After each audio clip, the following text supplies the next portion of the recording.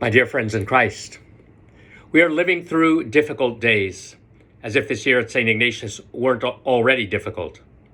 The spread of the coronavirus, the loss of life, and the threat it poses have left us with a sense of unease. Last week's bulletin was already outdated by the time it arrived at the parish, and the Archdiocese of Cincinnati had already issued new guidelines regarding the Mass, the distribution of communion, the sign of peace, the Lord's Prayer, and so on. The Archbishop had dispensed Catholics from their obligation to attend Sunday Mass through the weekend of March 28th and 29th. Last Sunday, the governor ordered restaurants and bars in Ohio to close for at least 2 weeks. Our school children and PSR students were told that they would not restart their classes until April 15th. Many students experienced the sudden end of a basketball season or their winter sports. University students were sent home abruptly. Their school years also finished. Parents are now left scrambling to adapt to a changed situation.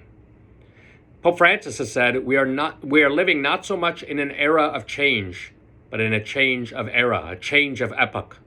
We are experiencing epochal change, and even within this already traumatic experience, we are experiencing still more upheaval. Worse than upheaval, there is fear.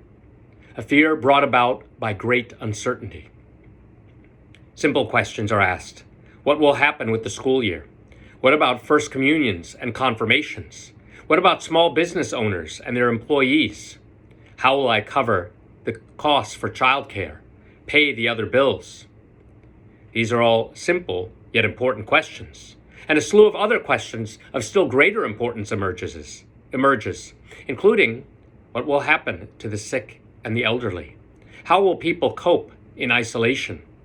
I suppose I could go on with more questions, but I think a fundamental one is this: how do we learn to conquer fear in times of difficulty? I think we must proceed from what is certain, and what is certain is God's love. Christ never abandons us. It is His presence, especially in the Holy Eucharist, not our strategies, not our ideologies, not our intelligence, or even our bravery, that sustains our lives. This crisis and the circumstances that it brings have spoiled our plans and have given us a rude awakening to the fact that we are not in control. It has forced us to take ourselves, our lives, and those of others seriously, and to think about what life is really all about, what is truly important.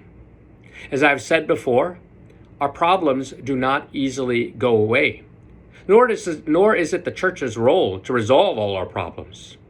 Rather, the way we confront our problems, the way we confront our challenges, changes because of our relationship to Christ. When he visited Regensburg in 2006, Pope Benedict XVI said, "Only this God, the God who entered history, saves us from being afraid of the world and from anxiety before the emptiness of life. Only by looking to Jesus Christ does our joy in God come to fulfillment and become redeemed joy." But for this statement to have credibility, people must see. They must see people whose lives are marked by the sign of God's victory, marked by His presence among us, marked by a new way of facing these changed circumstances. Now is the time for us to give witness to the fact that we live differently because of Christ, and to be witnesses to the hope He offers. Perhaps I could frame the argument within the themes of Lent, those of prayer, fasting, and almsgiving. Prayer. Lent is certainly a season for prayer. We all make resolutions about prayer. And so we should rightly turn to the Lord, asking for His mercy in the midst of this crisis as this illness spreads. We should ask God honestly and sincerely about why this has happened, and listen in silence and listen patiently for an answer. Do we seek the face of God in these circumstances? So many people have told me, "Oh, Father, I wish I could come to church more. I wish I had more time to pray." They claim they have no time to pray, but now they have plenty of time.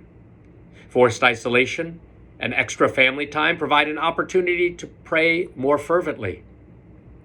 How often have we taken the Mass for granted when we could come every day, when we could come so easily, every Sunday, multiple options?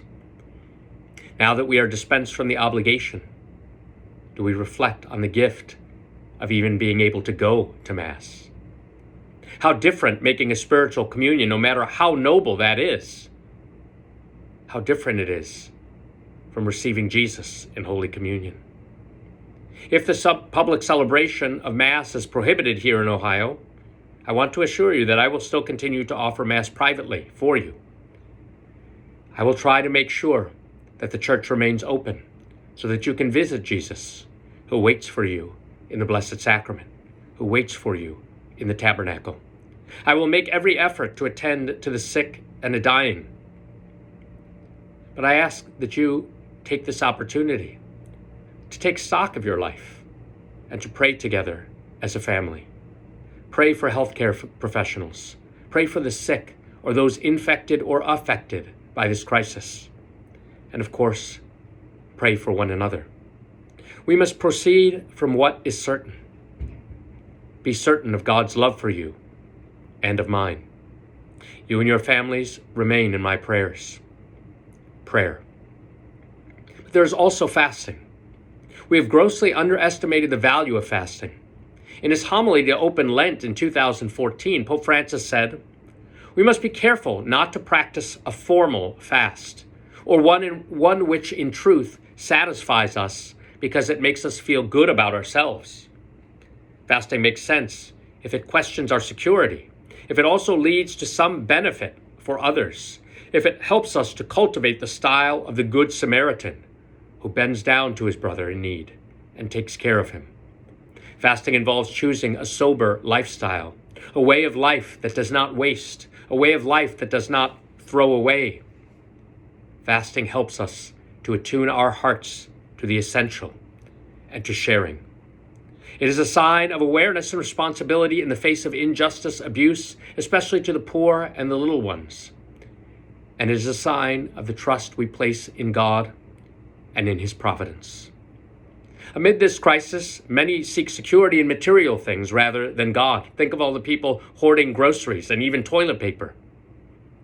Fasting allows us to go out of ourselves and to be merciful toward others, living with sobriety, even around St. Patrick's Day, and even learning how to endure, and I dare say, to be generous in a time of scarcity.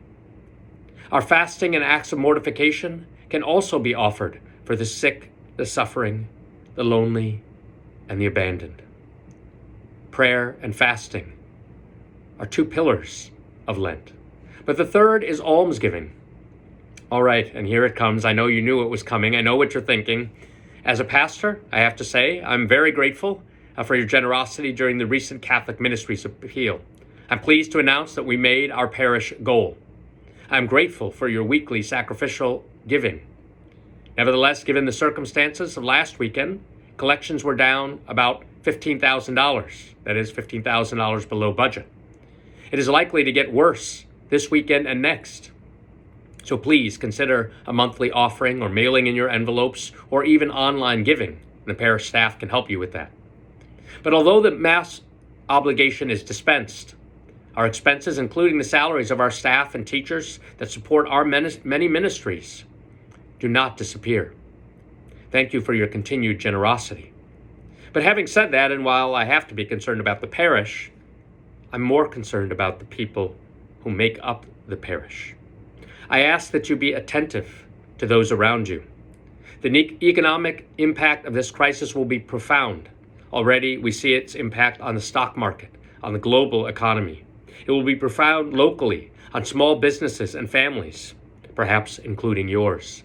Many people will lose their jobs or have their hours reduced. Many families and working parents will incur enormous expenses for childcare and daycare. The temporary closure of restaurants and bars will also impact families, as will rising healthcare costs. Please be generous and compassionate where you can, looking out for the poor and needy, even those in your own neighborhood. Share your bread with the hungry. In the story of the Good Samaritan, the Lord asks the scribe, who is neighbor to him? And the scribe finally answers, the one who treated him with compassion. And Jesus said, go and do likewise. Treat others with compassion. Be generous. Give alms. It says in the scriptures, a single act of charity covers a multitude of sins. Again, we might ask, how are you living differently because of your faith in Christ? In this time of fear, people, including myself, are counting on you to give them hope, to bear the presence of Christ to them. My dear friends in Christ, I do not know what the future brings. I can assure you that the parish staff and I will continue as best we can to minister to your needs and to communicate with you as best as we are able, whether it's through video clips like this, or through the parish bulletin, or through Flocknote, or even on our parish website. We must proceed, I believe, from our certainties and Christ's presence among us, especially his Eucharistic presence. His Eucharistic presence is a reminder of the certainty of God's love. We may not get to see one another face to face as often as we would like, or at least as often as I would like, but you are not forgotten. Your parish remembers you. You are not forgotten, not by God and not by me. Although we may for a time be physically separated, we remain united in the most sacred heart of Jesus.